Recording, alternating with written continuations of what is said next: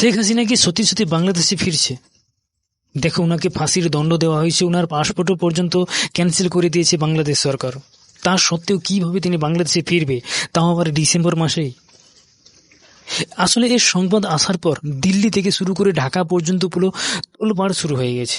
ভারতীয় high commissioner Dinesh ত্রিবেদীর সঙ্গে প্রধানমন্ত্রী তারেক রহমানের বৈঠকটি 10 আগস্ট হয়েছিল, সোমবার সকাল 11টার সময় বাংলাদেশ সচিবালয় প্রধানমন্ত্রীর দপ্তরে।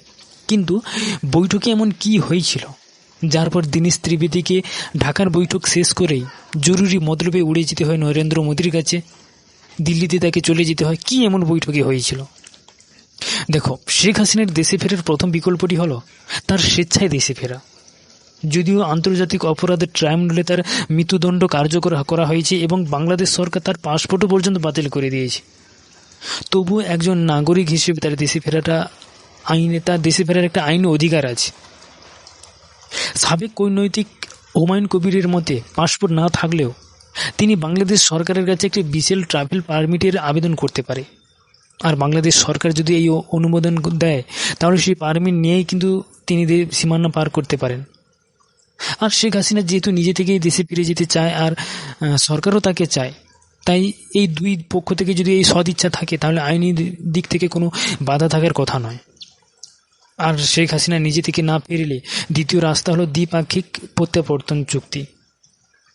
ঢাকা ইতিমধ্যেই ভারতের কাছে চিঠি লিখে তাকে হস্তান্তরের অনুরোধ জানিয়েছে।